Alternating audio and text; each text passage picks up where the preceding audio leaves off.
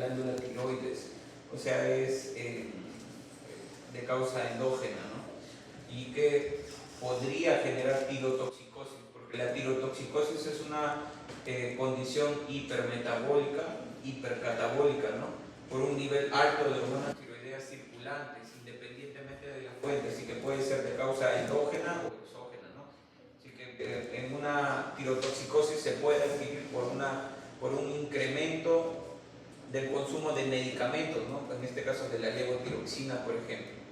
Ya, entonces, es como que la tirotoxicosis es el conjunto universal y dentro está el hipertiroidismo, porque un hipertiroidismo, que es el aumento de las hormonas producidas por la glándula tiroides, puede originar una tirotoxicosis. ¿Ya?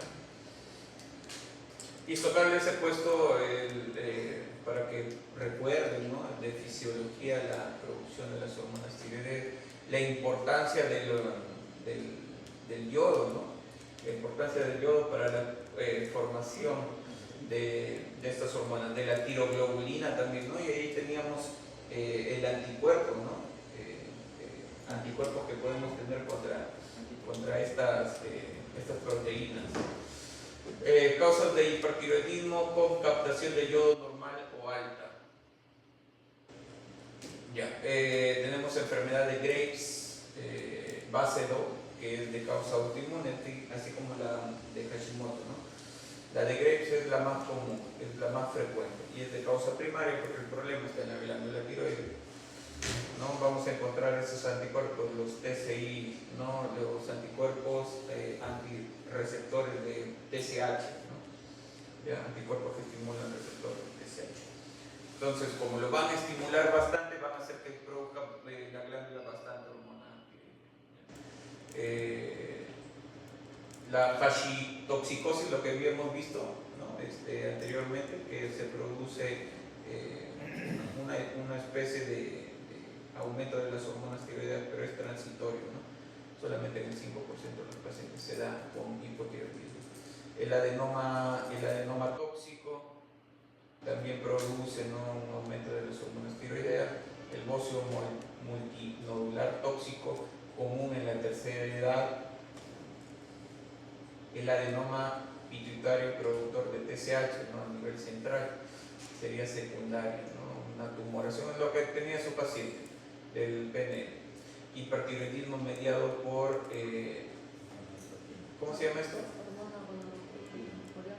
¿Cómo? ¿Qué? Gonadotropina coriónica humana. Es lo que miden en las pruebas cuando no les viene y dicen, tengo un retraso. Lo que miden es su pruebita. Hiperemesis gravídica, enfermedad trofoblástica, por incremento, porque estas patologías incrementan el beta-HCG y puede producir un hipertiroidismo. La captación de yodo, con captación del yodo casi ausente, en tiroiditis, ingestión exógena de hormona tiroidea, hipertiroidismo ectópico, ¿no? Podemos tener, se puede tener tejido tiroideo fuera de la glándula tiroides, ¿no? Eso se llama hipertiroidismo ectópico, como por ejemplo en el estruma ovario y el cáncer de tiroides folicular metastásico, ¿no? O sea que haga metástasis, ¿no? El tejido vaya a cualquier otro órgano. Esto de acá vino en el examen del año pasado, el estruma ovario. ¿Ya? Vino una pregunta sobre eso. La respuesta era eso. Entonces tengan en cuenta eso, ¿ya? El hipertiroidismo ectópico, porque a veces hay tejido de la glándula tiroides que crece fuera, en cualquier otro lugar. ¿Ya? Prevalencia del hipertiroidismo manifiesto un 1%, o sea, como se dan cuenta, el hipertiroidismo en comparación con el hipotiroidismo es mucho menos frecuente. ¿Ya? Dentro de las patologías tiroideas, el hipotiroidismo es mucho más frecuente. El subclínico del 2 al 3%, el sexo predominantemente en mujeres con relación a hombres, 5 a 1, el rango de edad de Graves es de 20 a 30 años, del adenoma tóxico de 30 a 50 y del bocio multinodular tóxico en la ¿Cómo hago mi diagnóstico? ¿No? Por la clínica que presenta mi paciente, no va a tener una tasa metabólica aumentada, todo lo contrario con el hipotiroidismo. ¿Ya? Sin el hipotiroidismo había una disminución del metabolismo, había un enlentecimiento del metabolismo. En el hipertiroidismo pasa todo lo contrario, ¿no? Aumenta, entonces el paciente está eléctrico, tiene mucha energía, quiere hacer de todo,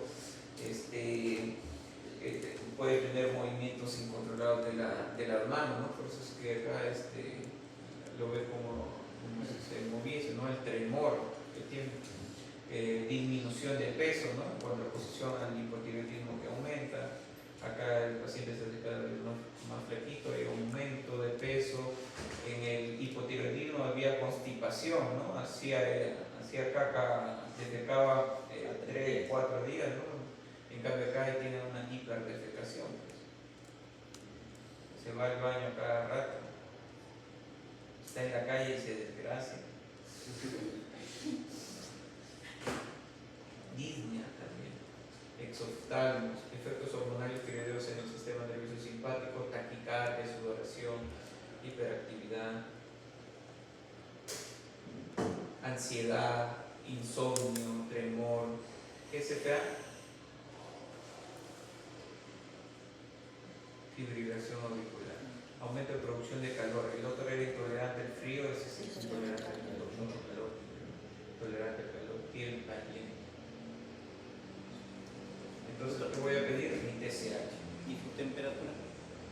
Elevada, incrementada. Más o menos en 4 grados. Sí, O sea, no llega a fiebre, lógicamente, ¿no? Salvo que haga una emergencia, que es la tormenta tiroidea, pero está incrementada hasta su valor normal, 37,5. Sí, en el borde de la febrícula, tampoco hace que haga febrícula, ¿no? Pero en el borde de la febrícula. Entonces lo primero que voy a pedir es mi TSH. Entonces, dentro del estudio de la parte tiroidea, si yo tengo como médico una sospecha, voy a iniciar siempre pidiendo mi TSH. Ese es el screening. El TSH se utiliza como screening. Si yo en mi TSH evidencio una alteración, ahí voy a pedir las demás hormonas. No se pide de porrazo todo. Siempre con tu TSH primero. Entonces, si mi TSH aparece incrementado, yo voy a decir que es una adenoma ¿cómo se pronuncia? Pirótropo. Si mi TSH está disminuido, tendría que ver cómo está mi T4 y mi T3, ¿no? Si el que mi T4 y T3 está normal, es un hipertiroidismo subclínico. Es decir, en mi paciente no va a ser clínica normalmente, porque mis hormonas tiroideas están dentro del valor normal. Pero si mi T4 y mi T3 está incrementado, es un hipertiroidismo manifiesto. Eso de acá es lo de acá arriba, ¿no? Este cuadro de acá, lo mismo. Luego de esto, en hipertiroidismo manifiesto, tengo que ver cómo va la captación de yodo radioactivo, ¿no? Y también pedir, pues, el anticuerpo, ¿no? Que va a estimular a los receptores del TSH, ¿no? El TCI, para definir enfermedad de Graves, ¿no? Con esos anticuerpos yo definiría ya que es enfermedad de Graves, ¿no? Porque no me quedo solamente con el tema de que es hipertiroidismo, sino tendría que definir qué es realmente para definir mi tratamiento. Entonces pido el anticuerpo, porque lo más común del hipertiroidismo es la enfermedad de Graves. Si está incrementado, pues confirmo. Si no, tengo que hacer una captación de yodo radioactivo, ¿no? Es una glándula tiroides normal, ¿no? Parece una mariposita. Algunas personas tienen en el centro una prolongación del istmo de la glándula, que es esta parte acá, la unión entre los dos lóbulos. Hay una prolongación que se llama lóbulo piramidal, ¿no? En algunas personas es una variante de la normalidad, no todas las personas lo tienen, pero la mayoría tienen esta forma, ¿no? Formada por los dos lóbulos y por el istmo. Eso es lo normal, eso es lo que capta cuando yo le administro a mi paciente yodo radiactivo. Así se va a ver la mamografía, ¿no? Le hago el examen y tiene esa coloración, esa captación, eso es normal. Pero, por ejemplo, pueden haber algunos nódulos que van a captar menos o más cantidad. Por ejemplo, un nódulo frío. Ven acá el redondito, capta menos, ¿no? Nódulo tibio, Aquí está el nódulo, se ve clarito, ¿no? O sea, está captando más o menos, no mucho. Un nódulo caliente, ¿no? Hay una captación importante. Tienen que comparar siempre con el normal, ¿ya? La coloración. Y eso me indicaría un adenoma tóxico, ¿no? Varios nódulos, miren, que calientes son, ¿no? Porque son hipercaptadores. Es un bocio multinodular tóxico, comúnmente en quienes, en adultos mayores, ¿no? La enfermedad de Graves, captación alta, hay una buena captación, pero es difusa, ¿no? No hay una captación de un nódulo en específico, una tumoración chiquita, ¿no? Como estos de acá, ¿no? Que tienen captaciones así nodulares. Acá es todo, es difuso, en toda la extensión de la tiroides. Listo. Y la tiroidite hay una hipocaptación, pues, ¿no? Esto de acá sería la captación normal y alrededor casi todo no está captando. Esa es una tiroidite. Para eso se utiliza la captación de iodo radioactivo para confirmar qué es lo que voy a hacer. La causa Graves, causa más común de hipertiroidismo, el sexo masculino se lleva igual la predominancia de 8 a 1, la edad de 20 a 40 años, hay una triada, ¿no? Es importante que lo tengan en cuenta. Enfermedad de Graves, si bien el hipotiroidismo puede ocasionar un bocio también, pero dentro de la triada es característico de Graves, ¿no? Un bocio difuso, una oftalmopatía, los ojos como de bueyes, pues, ¿no? ¿Han visto las vacas como tienen sus ojos? Los ojos de la vaca son fuera, no sé si han visto la vaca. Exostalmo, una dermopatía, el mixedema pretibial más la tirotoxicosis, ¿no? Es la triada.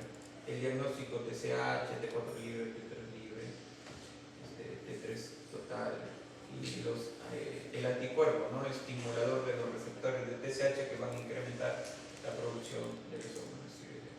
El tratamiento, tiroidectomía casi total, ¿no? Eso se hacía antes, ¿no? Ahora como que se está acostumbrando muchísimo más a extirpar casi toda la glándula tiroides, es mejor, porque hay reportes en los cuales se ve que cuando dejan un poco de glándula tiroides conforme van pasando los años es mucho más propenso a generar cáncer, ¿no? Entonces actualmente es mejor que se saca toda la glándula, no se deja, ¿no? Entonces se hace una tiroidectomía casi total. Como ustedes sabrán, pues es complicado dejar las paratiroides, ¿no? Entonces normalmente también se vuelve todo eso. ¿Ya? Y ese es un medicamento que es un anticuerpo monoclonal, el teprotumumab, que se utiliza para la oftalmopatía, ¿no? Para el exoftalmo, ¿no? Porque imagínense, pues, una mujer, porque es mucho más común en mujer con unos ojos. O sea, sí hay mujeres que tienen ojos grandes, ¿no? Pero esos son ojos hacia afuera, ¿no? Como los Simpsons. Ya, entonces este anticuerpo se utiliza para eso, ¿no? Para controlar. Listo, hay una triada porque se le va a hacer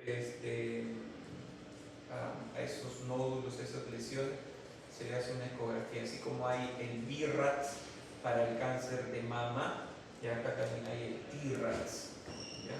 ¿Qué es lo que significa eso? ¿Cómo se pronuncia? Usted que ya está en inglés 8. Nada que ver. Thyroid, matching, reporting, and data system. Eso es el TRAS. TRAS 1, 2, riesgo bajo o benigno. Generalmente no requiere biopsia. TRAS 3, riesgo bajo, se sugiere biopsia solo si el nódulo es mayor a 2.5 centímetros. TRAS 4, riesgo moderado, se sugiere biopsia si el nódulo es mayor a 1.5. Y TRAS 5, riesgo alto, se sugiere biopsia si el nódulo es mayor a 1 centímetro. Listo. ¿Para qué me sirve ver este tema? Pues, ¿no? Del nódulo caliente, hay nódulos calientes versus nódulos fríos. Los nódulos calientes son funcionales, son hiperactivos, son los que van a captar más el radioisótopo, ¿no? el yodo, en estudios de medicina nuclear. O sea, en la gammagrafía, que es lo que estamos haciendo al administrar el yodo radioactivo, tienen bajo riesgo de malignidad los nódulos calientes. O sea, es mucho mejor, ¿no? Tener nódulos calientes que nódulos fríos. Por lo que generalmente no se recomienda biopsia, incluso si son grandes. Es decir, si son grandecitos, pero que sean un caliente, bacán. No hay bajo riesgo, ¿no? Son hiperactivos. En cambio, los nódulos fríos captan menos radioisótopos que el tejido circundante, lo que indica que no son funcionales. Y si no son funcionales, tienen mayor riesgo de malignidad. Por lo tanto, es más común que se recomiende la biopsia, especialmente en nódulos clasificados por T-REX 4 o 5. ¿Ya? Y acá les he puesto así unas preguntitas, pues, ¿no? A ver, díganme verdadero o falso. Los nódulos calientes tienen alta captación de radioisótopos. ¿Verdadero o falso? Verdadero. Verdadero. Los nódulos fríos tienen alta captación de radioisótopos. Falso. Falso. Los nódulos calientes tienen baja captación de radioisótopos.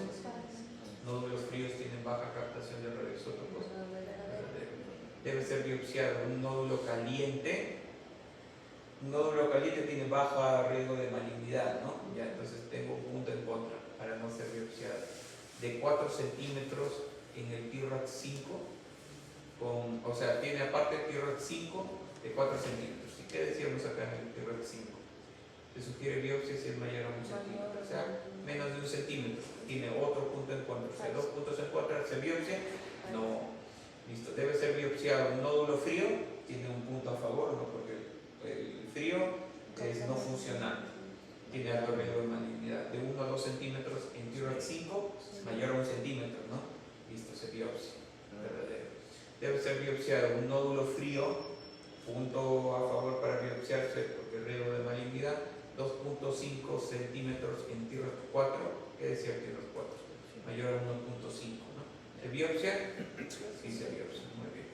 Debe ser biopsiado un nódulo caliente, punto en contra, porque tiene bajo riesgo de malignidad por ser funcionante, de 2.3 centímetros de T-REX 3. ¿Qué dice el T-REX 3? 2.5. Otro punto en contra. ¿Se biopsia? No se biopsia. Tratamiento del hipertiroidismo, control de los síntomas a través de beta bloqueantes como propanolol o atenolol con el objetivo de disminuir, ¿no?, la frecuencia cardíaca. Recuerdan su tormenta tiroidea al paciente. Su paciente tenía 180 y tantos de frecuencia cardíaca. No lo podemos dejar así con esa frecuencia cardíaca, tenemos que bajar. ¿Y con qué? Con beta bloqueantes. Tionamidas que van a bloquear la formación, es un grupo de medicamentos que bloquean la formación de hormonas tiroideas. Son los llamados antitiroideos. En primer lugar, el metamizol va a controlar entre el 20 y el 75% de todos los pacientes hipertiroideos, ¿no? Máximo tiempo para controlar 1 año. Si no se controla en 1 año, lo tengo que operar. Metimazol, no se confundan con el metamizol, porque son parónimos, ¿no? Son palabras parónimas, se parecen mucho y a veces se confunden. Este de acá es metamizol, es para la fiebre, es un antipirético, y este es metimazol. Tengan cuidado con eso. Y también tenemos el propiltiouracilo, que se utiliza en el primer trimestre. Se utiliza en el primer trimestre de gestación. Ya podemos utilizar el propiltiouracilo. ¿Por qué? Porque se dice que el metimazol está contraindicado en el primer trimestre de gestación, porque podemos tener gestantes con hipertiroidismo, ¿no? Tenemos que utilizar antitiroideos. Entonces, en ese caso, en el primer trimestre, propiltiouracilo. Si no se controla con medicamentos hasta 1 año o hace tormenta tiroidea, tengo que quitar la glándula, pues, ¿no? Y hay opciones, lo puedo quemar la glándula. O sea, una ablación con yodo radioactivo, lo quemo con yodo 231, con ese radioisótopo. Es el tratamiento definitivo, una ablación, una extirpación quirúrgica. ¿En quiénes utilizo eso? La ablación de yodo radioactivo en bocio multinodular, en adenoma tóxico, en refractarios a utilización de tionamidas y nunca en gestación, ¿no? No le puedo meter pues algo que genere radiación a alguien que está gestando, ¿no? Porque voy a propiciar la malformación, ¿no? Alteración del ADN del ser que se está formando. Entonces hay que tener cuidado con eso. Y para terminar, la cirugía, ¿no? Fracaso de ablación. Ya hago la ablación, pero fracaso en el control de las hormonas tiroideas, tengo que hacer una cirugía. En bocio multinodular o enfermedad de Graves, tiroidectomía lobectomía, ¿no? Porque en el adenoma tóxico voy a ver cuál es el óvulo donde tengo, pues, ¿no? Los nódulos que están produciendo ese tema. Lo agarro y explico solamente lo que está comprometido. ¿Ya? La gestación, hay que tener en cuenta, ¿no?, que el beta-HCG se comporta como un TSH, ¿ya?, como la hormona estimuladora. Entonces el BCG se puede ligar al receptor de TSH, lo cual puede hacer un cuadro mucho más severo. El diagnóstico no podemos hacer gammagrafía, lógicamente, porque para la gammagrafía utilizo el yodo radiactivo, no le puedo dar, ¿no? El tratamiento, propiltiogracilo en el primer trimestre. A partir del segundo trimestre el metimazol es más potente que el metimazol. Ahí sí ya puedo. Y esa es la emergencia, ¿no? La tormenta tiroidea o crisis tirotóxica también llamada. Es una exacerbación aguda del hipertiroidismo que resulta en un estado de hipermetabolismo potencialmente mortal, o sea, hay un hipercatabolismo. La triada clásica: fiebre alta más de 40, su paciente tenía; taquicardia mayor a 140 o fibrilación auricular, tenía su paciente; alteración del sistema nervioso central con agitación o delirio, que también tenía su paciente. Y es más, la temperatura elevada de 42 tenía, ¿no? Es una hipertermia, ¿no? Y 42 grados tenía, ¿no? 42. La hipertermia también puede producir a ese grado una convulsión, ¿no? Porque las temperaturas altas, o sea, relacionadas con la hipertermia, ¿qué es lo que va a producir en tu cerebro? ¿Qué es lo que hace la temperatura alta? Las que llegan, porque hay una patología, ¿no?, que se llama el golpe de calor, le dicen, ¿no? La hipertermia, ¿no? En el cual tu termostato es incapaz de regular la temperatura relacionada a ambientes, a ciudades, a lugares donde hay una temperatura muy alta, ¿no? En Europa llegan a 40, 41, 42, y son los ancianos los que más sufren de esta patología del golpe de calor, ¿no? ¿Qué es lo que pasa? ¿Por qué los mata la temperatura alta? ¿Qué hace la temperatura alta? Más de 42, 41, 42, ¿qué hace? A los órganos que afectan. Claro, pero estructuralmente, ¿qué es lo que va a hacer? A las proteínas, ¿qué les hace? Se desnaturalizan ese término. Hay una desnaturalización de las proteínas, ¿no? Entonces las proteínas forman parte estructural y funcional de todo nuestro cuerpo, ¿no? Las enzimas son proteínas, ¿no? Las estructuras son proteínas. Entonces imagínense, es como si se fríe tu cerebro con una temperatura tan alta, puede producir la convulsión. Ya no tenía nada que ver con el tema de la convulsión febril, que está relacionada con los niños, ¿no? En la convulsión febril, que lo vamos a ver cuando toquemos convulsiones, tenemos las simples y las complejas, ¿no? De acuerdo a cuánto dura, si es que hay una convulsión después de una anterior muy rápida, si es que hay compromiso importante, o sea, si es que hay sintomatología posictal, ¿ya? Aparte de ese tipo de convulsiones, por ejemplo, las convulsiones febriles simples que se dan en niños menores de 5 años no dejan ninguna secuela neurológica, ¿no? Entonces causa susto nada más para los padres, ¿no? Pero no va a dejar ninguna secuela neurológica. En cambio en adultos sí. En adultos cada convulsión que se da muere una cantidad importante de neuronas. Por eso es importante que la epilepsia, aparte del tema traumatológico, ¿no?, que se pueden golpear, ¿no?, que pueden caer, algo de eso, que le puede dar un TEC, va por el tema neurológico, y cada convulsión ocasiona un cese de un número importante de neuronas. En los niños menores de 5 años, cuando se relaciona a fiebre y es un tipo simple, no ocasiona ninguna repercusión neurológica, no afecta el sistema neurológico, sino es un mecanismo de defensa de su cuerpo ante la temperatura alta. Síntomas gastrointestinales como náuseas, vómitos, diarrea, además síntomas de tirotoxicosis, puede haber hipotensión, shock, aunque su paciente tenía hipertensión, ¿no? Pero la hipertensión, pues, ¿Cuál es la tríada de Cushing? Busquen la tríada de Cushing. Está formada por qué. Mira, ahorita se me viene a la mente. La tríada de Cushing es la tríada de hipertensión endocraniana. Hipertensión, bradicardia y alteración de la respiración. Depresión del respiratorio, hipertensión hay, ¿no? Puede ser, pues, ¿no? O aparte puede ser también un cuadro que sea hipertenso, mal controlado y que tenga su crisis hipertensiva, ¿no? Con emergencia, que también aumente más el daño. Solicitar pruebas hepáticas en Gestapo, ¿no? Lo que les presentaban en su caso clínico, había una alteración de la función hepática en general, ¿no? Hizo electrocardiograma sí o sí, pues, ¿no? Por la fibrilación auricular que presenta tu paciente. Medidas generales: estabilizar al paciente, unidad de cuidados intensivos, ¿no? Porque es una emergencia potencialmente mortal, igual que la crisis del hipotiroidismo, ¿cómo se llama? Como mixerematosis. Antipiréticos también acá utilizamos, pues, como es un paciente que potencialmente va a ser shock, ¿no? O sea, hipotensión, tendríamos que tener cuidado con el metamizol, ¿no? Porque el metamizol baja la presión. Entonces, aquí utilizamos, en estos pacientes se utiliza normalmente paracetamol endovenoso, que no tenemos mucho acá, pero que encuentras por ahí por el mercado negro.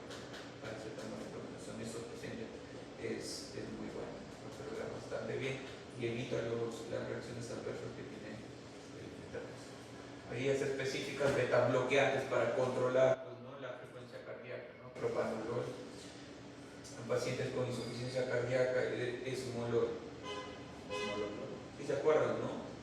Para insuficiencia cardíaca, ¿qué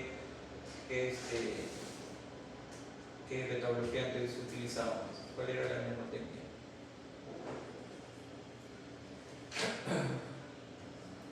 ¿No se acuerdan? Subistec, ¿no?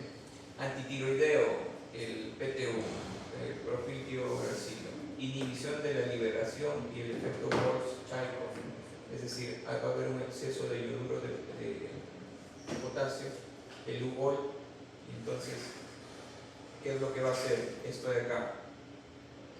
Es como que, no me sale la palabra, pero es como que llena toda la glándula ya no puede más, se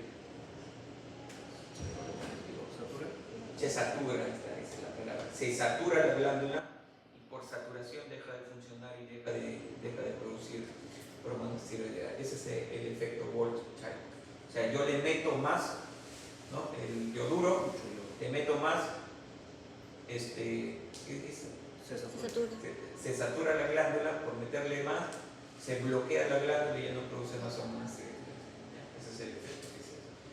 Inhibidor de la conversión periférica de la hormona de T4 a T3, se utiliza corticoide, ¿no? En este caso la dexametasona. En pacientes refractarios, una plasmaféresis, ¿no? Ya saben que es plasmaféresis. Sacan la sangre, eliminan lo que no quieres y de nuevo se sacan. Tiroiditis, que es la inflamación del tejido tiroideo, de las células foliculares, hay liberación de hormonas formadas produciendo primero hiper y luego un hipotiroidismo. Hay tiroiditis dolorosa, como ya lo habíamos mencionado, la subaguda, ¿no? La tiroiditis de Urbain, llamada de célula gigante multinucleada, formación de granulomas, fibrosis, asociado a infecciones virales, ¿no? Como el virus Coxsackie, influencia, hechovirus, adenovirus, COVID también, el COVID también puede producir tiroiditis de Urbain, y el virus de las paperas también. ¿Cómo se llama ese virus de la papera? Porque así no se llama, ¿no? Papera. Parotiditis. Tiroiditis subaguda, la linfocítica, que no va a producir granuloma. Y hay otras tiroiditis agudas. Las agudas son relacionadas a infecciones bacterianas, ¿no? ¿Qué habíamos visto? Estafilococcus aureus, ¿no? Que puede producir, ¿no? Máximo una semana. ¿Por qué? Porque el estafilococcus aureus, ¿dónde está? En la piel, ¿no?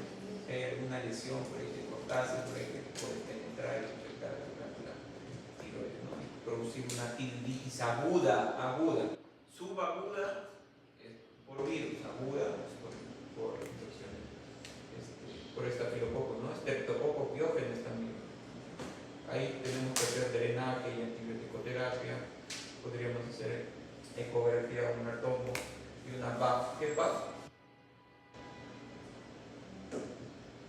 ¿Qué es BAF? Biopsia aspirativa con aguja. El paciente va a tener inflamación, dolor al tragar, le duele bastante al momento de palpar. ¿Ya? Puede haber fiebre, malestar general. Hay tiroiditis inducida por radiación, la que ya les he mencionado, ¿no? Pacientes con cáncer que pueden inflamar, tiroiditis inducida por palpación o trauma también, ¿no? Una paciente hospitalizada donde los estudiantes y el médico van a revisar por el aumento de la palpación, ¿no? Al examinar se estimula la glándula tiroides y también se puede inflamar, ¿no? Produciendo tiroiditis. Y hay tiroiditis sin dolor, como la tiroiditis indolora o silenciosa, tiroiditis subaguda posparto, ¿no? Que se da en el 5% de los pacientes y se manifiesta durante el primer año después del parto, ¿no? Asociado a diabetes tipo 1, antecedentes de tiroiditis o presencia de anticuerpos anti-TPO. Tiroiditis por drogas, por el litio, por la utilización del litio. ¿Qué es el litio? Litio, lo que tomaba Alan García, dicen, un estabilizador del ánimo. Interferón alfa, interleucina 2, tiroiditis linfocítica crónica, como la tiroiditis de Hashimoto, tiroiditis asociadas a amiodarona, hasta el 15 al 30% de los pacientes hacen el efecto de Joe Basser. Y acá está el paso que significa, ¿no? Ya hemos visto el efecto de Wolf, ¿no? Vamos a ver. Tiroiditis de Ritter, que es la fibrosa. El aporte de yodo por contraste por amiodarona en un paciente eutiroideo, que es un paciente normal, ¿no? Va a haber una disminución de la captación y oxidación del yodo. Se produce un hipotiroidismo transitorio, más o menos entre los 10 a 14 días. Eso es el efecto voltaico. En cambio, en un paciente ya que tiene una patología, es decir, no es eutiroideo, pero tiene un bozo, un antecedente patológico de tiroides, de alteración tiroidea, la glándula va a estar ávida de yodo, o sea, va a querer comer bastante yodo, ¿no? Se produce un hipertiroidismo, ese es el efecto yodo básico por amiodarona, que normalmente se da. El tratamiento de tiroiditis subaguda, propanolol, ¿no? ¿Para qué el propanolol? Es un beta bloqueante, ¿no? ¿Qué hace el propanolol?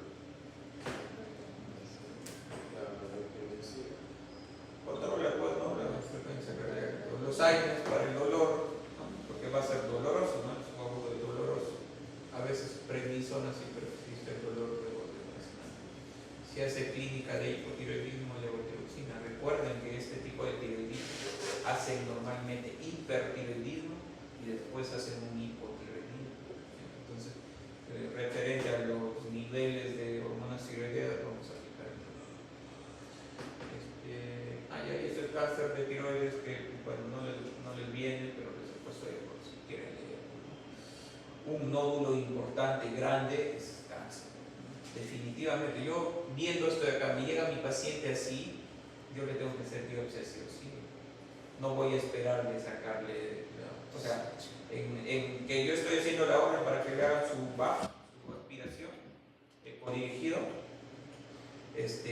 Bueno, ahí no se necesita ecodirigido, está grandazo, sé dónde voy a funcionar, una aguja normal. Se hace la punción y se saca. Ecodirigidos son cuando son chiquitos, ¿no? Ahí sí tengo que hacer con el ecógrafo, eso lo hace el radiólogo intervencionista, ellos son los especialistas para eso. Van haciendo la ecografía y según lo que sale en la pantalla van ingresando con la aguja para sacar la muestra. Ya eso es el ecodirigido. Pero si mi paciente me llega así, ya le voy haciendo todos los exámenes en laboratorio, pero a la vez ya le hago la orden para su biopsia. Necesariamente tengo que hacer biopsia porque es cáncer hasta demostrar todo lo contrario. Ya. Acá les he puesto los criterios, uno que sería importante que sí lo tengan en cuenta, en un nódulo sólido más de 1 centímetro, ¿no? Se dice más de 1 centímetro, un nódulo sólido ya es indicación, pues, ¿no? Y más márgenes irregulares en la ecografía, clasificaciones del borde y extensión extratiroidea que se haya extendido ya es indicación, ¿no? Y acá la categoría BTS, ¿no? Para citopatología tiroidea, lo que me salga según mi clase de lo que puedo interpretar. Principal tipo de cáncer es el carcinoma papilar. Nunca se olviden, el papilar es el más abundante, 85%. Felizmente, el carcinoma folicular 2 y el anaplásico 3%, que es el de peor pronóstico. Y acá les he puesto pues algunas características importantes del papilar, del folicular, del anaplásico y de los medulares. Y su tratamiento, que es lo que voy a hacer, y ese es el eutiroideo enfermo, ¿no? Lo que habíamos visto en la primera lámina. Caída de los niveles hormonales de T3 con TSH normal, porque TSH normal indica eutiroideo, ¿no? No es eutiroideo, necesariamente tu TSH está normal. Ya, entonces hay una caída de T3 frecuente en pacientes de cuidados intensivos asociados con alta morbilidad y mortalidad. Alteraciones asociadas con la citoquina, la interleucina 6, por eso que les decía, ¿no? El proceso inflamatorio de la tormenta de citoquina, que es la que va a interferir. Disminución, interfiere en la conversión de T4 a T3 a nivel periférico, ¿no? O sea, las yodasas no ejercen su función de forma adecuada. Aumento de conversión de T4 a T3 reversa por otra enzima, ¿no? La tiroxina 5 monodesyodasa, ¿no? Por eso es que en contraposición va a aumentar tu T3 reversa o inversa. Entonces así se hace. Esto de acá no necesito, esto de acá tengan en cuenta, TSH normal, T3 disminuido y T3 reversa aumentado y T4 normal. Ya, con eso de ahí, diciendo. El tratamiento continuo de la enfermedad subyacente, ya la enfermedad de base. ¿Por qué está en UCI? Eso tengo que resolver. Cuando resuelvo eso, mi paciente se recupera con esto. Mi T3 se vuelve normal y mi T3 reversa o inversa se normaliza. Ya no se recomienda el reemplazo de la hormona tiroidea en estos pacientes porque el problema no está en la glándula, está en la conversión periférica del T4 a T3. Ya, listo. Listo, chicos. Vayan conmigo. Ya les voy a pasar el caso de la semana para que lo lean. Y la otra semana ya pues nos ponemos al día con amenorrea. ¿Cuándo toca amenorrea y la otra semana? Ah, sí. Mañana terminamos. Mañana vemos el caso y terminamos con los temas de Sí va a haber, Cabrera. no, pero